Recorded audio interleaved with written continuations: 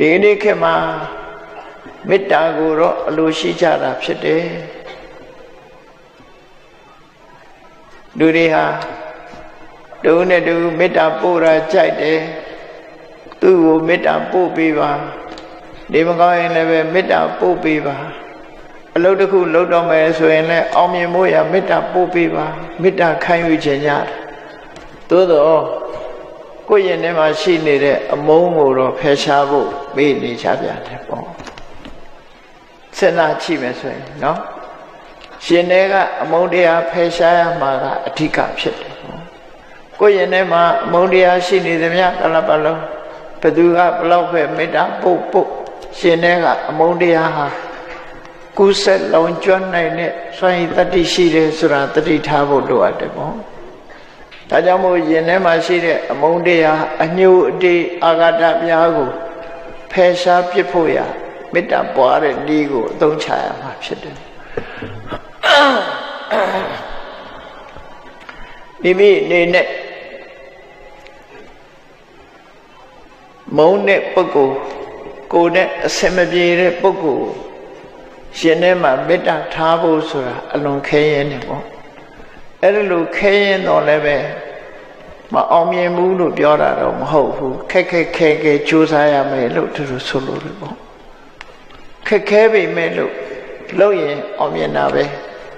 အလွန်မြင့်တဲ့တောင်ကြီးကိုတက်ဖို့ကြိုးစားတာ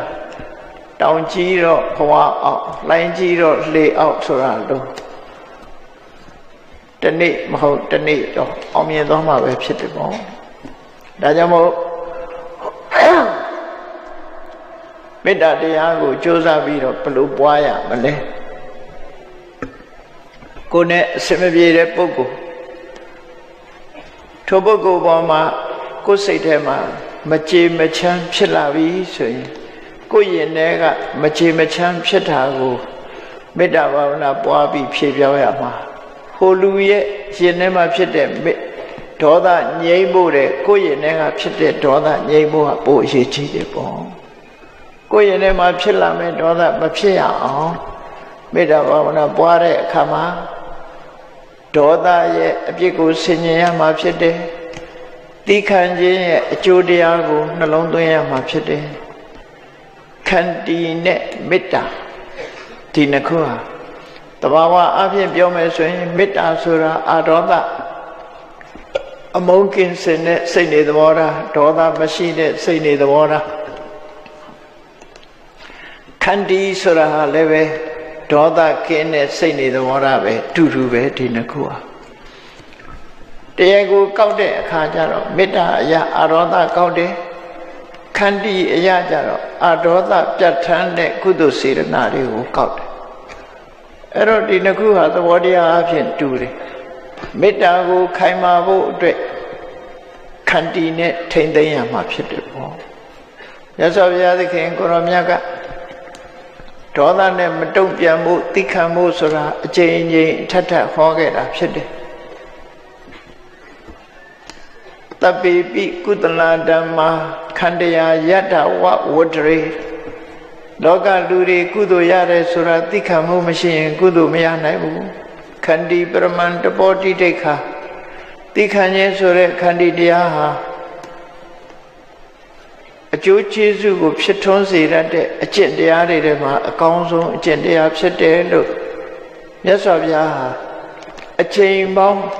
ဖရာဘဝမှာအချိန်ပေါင်းအများဆုံးဟောခဲ့တဲ့တရားတွေမှာပါတယ်ပေါ့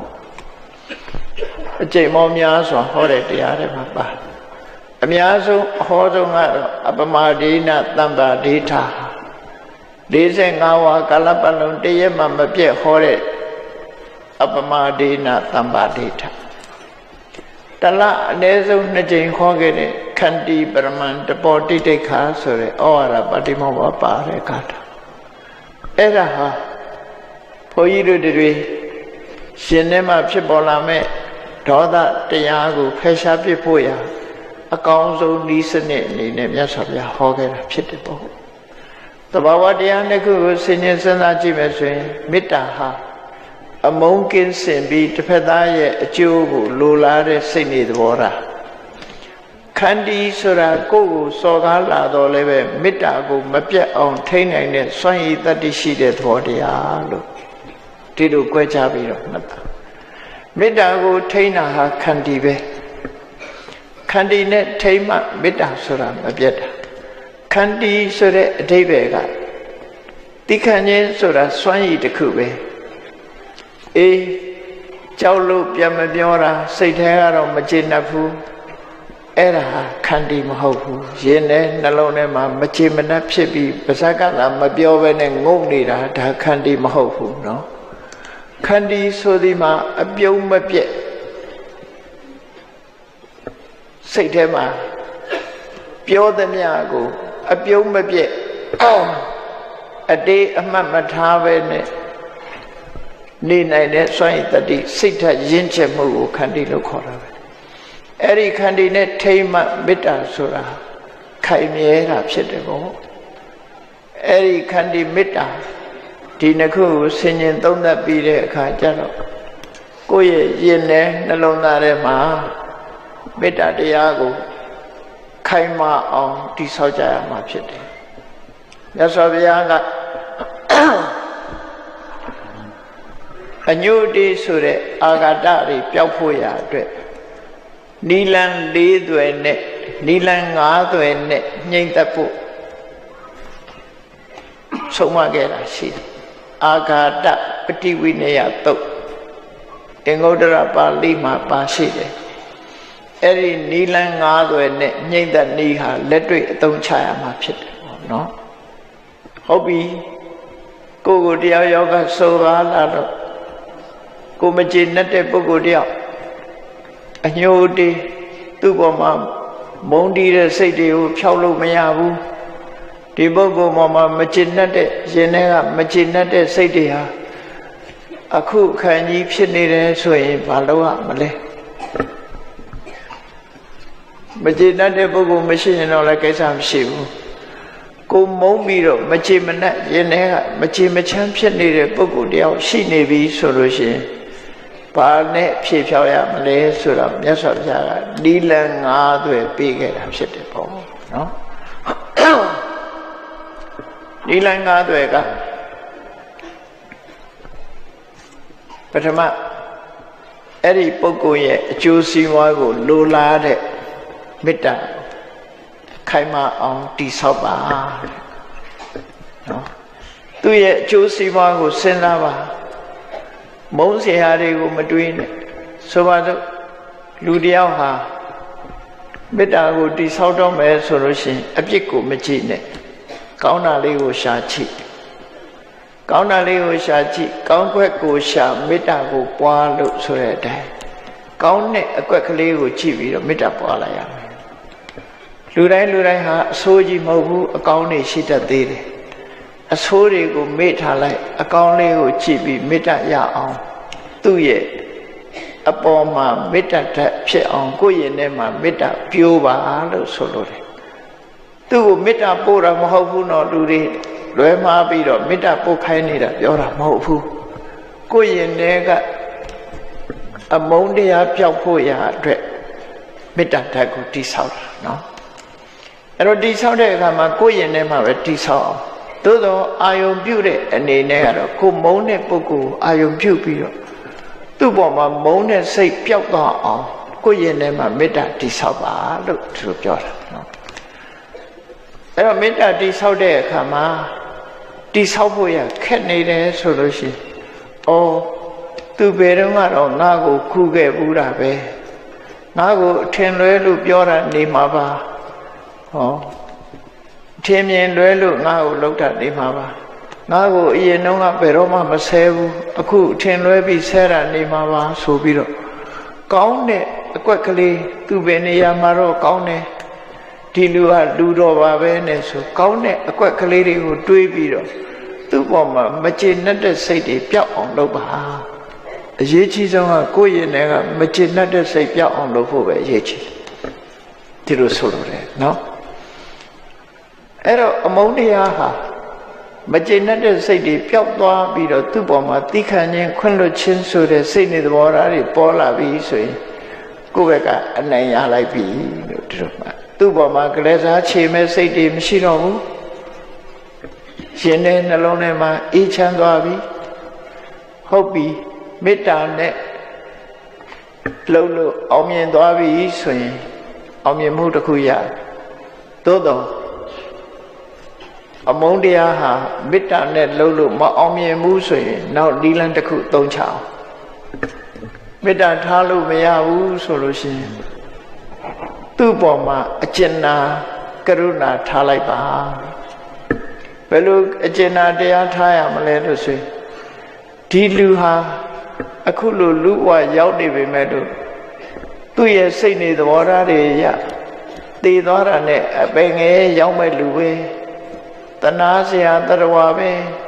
ငါသူ့ကိုတုံ့ပြန်ပြီးဒုက္ခပေးเสียမလို့သူ့ဘာသူဒုက္ခရောက်မဲ့လူဖြစ်တယ်အတော်တဏှာเสียကောင်းတဲ့တရဝပဲလို့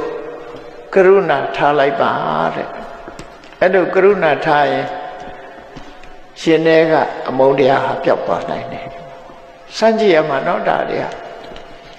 အိမ်ပြန်တဲ့အခါမှာလက်တွေ့အသုံးချအိမ်ပြန်တဲ့အခါမှာလက်တွေ့အသုံးချလူတွေကမေတ္တာပွားဖို့ခက်ပေမဲ့လို့ကရုဏာထားဖို့ကြတော့ကိုကအပေါ်စီးယူတဲ့သဘောဖြစ်တယ်နော်အပေါ်စီးယူတဲ့သဘောဖြစ်သည့်အတွက်ကြောင့်တဏှာထိုက်တဲ့ပုဂ္ဂိုလ်တယောက်အနေနဲ့တဏှာပေးလိုက်ပါလို့ဆိုလိုတယ်ပေါ့အဲ့ဒီလိုတဏှာချင်နာတဲ့စိတ်တွေဖြစ်ပေါ်လာလို့ရှိရင်လည်းပဲအမုန်းတရားဟာပျောက်သွားနိုင်တယ်အဲ့ဒီလိုမှမပျောက်ဘူးဆိုလို့ရှိရင်နောက်တနည်းကဥပိ္ပခာထားလိုက်ပါဥပိ္ပခာလို့ဆိုတာဟာ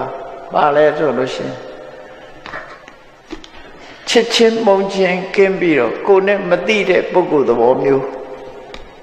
နော်ငါကတော့ငါနဲ့တိတာမှမဟုတ်ပဲ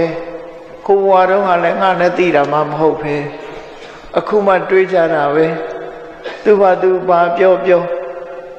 သူနဲ့ငါနဲ့တိတာမှမဟုတ်ပဲဆိုတဲ့ဥပိ္ပခာနဲ့ထားလိုက်ချစ်ချင်းမုန်းချင်းကင်းတဲ့ဥပိ္ပခာနဲ့နေလိုက်အဲ့လိုနေလိုက်လို့ရှိရင်ရင်ထဲကမုန်းတရားပျောက်သွားတယ်အဲ့ဒါနဲ့မပျောက်ဘူးဆိုလို့ရှိရင်ဘာလုပ်အောင်အတ္တိအမနတိကာရတဲ့၄နံပါတ်ဤစနစ်ကိုမြတ်စွာဘုရားမေ့ပြလိုက်ပါပို့ဆဲထားတာမေ့လိုက်မေ့နေရင်တော့ခေါင်းထဲမှာရောက်လာမှာမဟုတ်ခေါင်းထဲရောက်မှဒေါသထွက်တာဟုတ်နော်ဘယ်ရာပဲဖြစ်ဖြစ်တတိရတဲ့အခါမှာဒေါသဖြစ်တာအဲ့တော့ခေါင်းထဲမှာမထားနဲ့မေ့ပြလိုက်ဘယ်တော့မှစိတ်ထဲမရောက်စေနဲ့ဒီအကြောင်းအရာကိုလုံးဝမေ့ထားလိုက်တချို့ကိစ္စကြတော့မေ့လို့ကိုမရဘူးဆိုတာတွေကရှိသေးတယ်လှသေးတာနော်မေ့လို့ကိုမရဘူးမမေ့နိုင်တဲ့အဖြစ်ပြက်တစ်ခုဆိုလို့ရှိရင်ဘာလုပ်ရမလဲနောက်ဆုံးလက်နဲ့ကဘာလုပ်ရမလဲဆို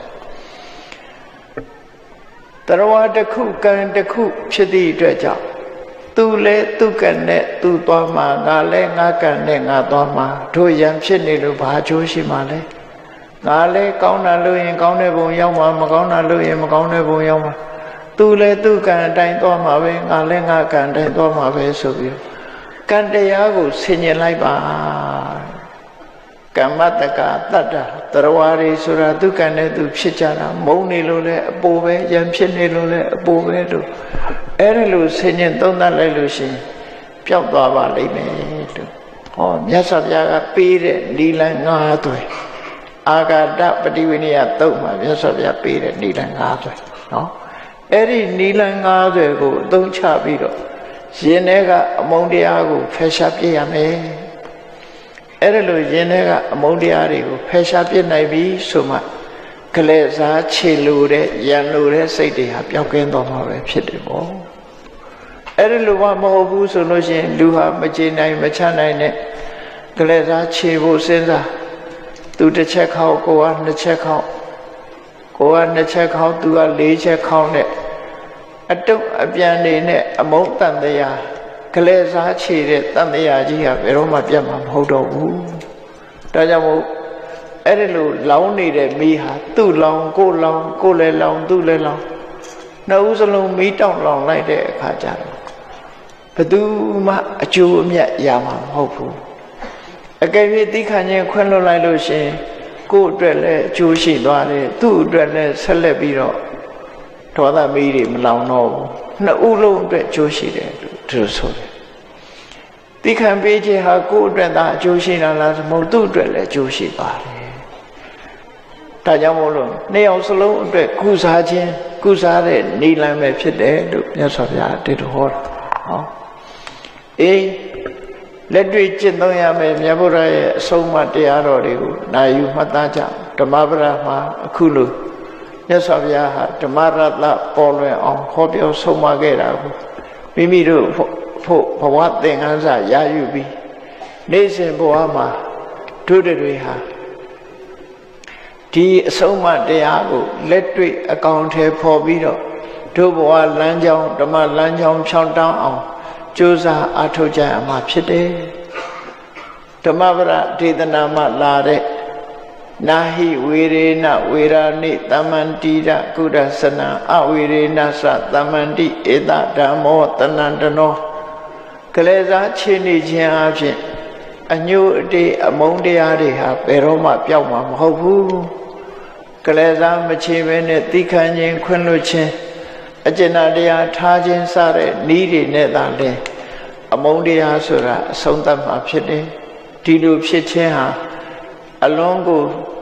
စကြတဲ့ကပေါ်ပေါက်လာတဲ့ရှေးအကျဆုံးအကျင့်တရားကြီးပဲဖြစ်တယ်လို့မြတ်စွာဘုရားကအခုလိုဆုံးမဟောကြားခဲ့တာဖြစ်ပါတယ်တရားချစ်ခင်သူတော်စင်ပြိဿပေါင်းတို့ဓမ္မပဒဒေသနာမှဓမ္မရတ္တနဲ့ဘဝသင်္ကန်းစာများမှာဒီကနေ့နာယူမှတ်သားကြရတဲ့မြတ်စွာဘုရားရဲ့ဓမ္မပဒဒေသနာရဲ့ဓမ္မရတ္တဟာမိမိတို့ဘဝမှာအကောင်းဆုံးအကျိုးရှိမဲ့အရာလိုက်နာကျင့်သုံးခြင်းဖြင့်အမြတ်ဆုံးနိဗ္ဗာန်ထိအောင်ရနိုင်တဲ့အကျင့်တရားဆိုတာကိုယုံကြည်စိတ်ချပြီးသင်္ကန်းစာယူကမိမိတို့ယင်တဲ့နှလုံးထဲမှာရှိကြတဲ့အမုန်းတရားများပျောက်ကင်းအောင်တို့တွေကြိုးစားအထောက်ကြမှာဖြစ်တယ်လို့ကိုယ်စီအတိတရားရှိပြီးကျင့်ကြံပွားများကြိုးစားအထောက်နိုင်ကြပါစေကုန်သတည်း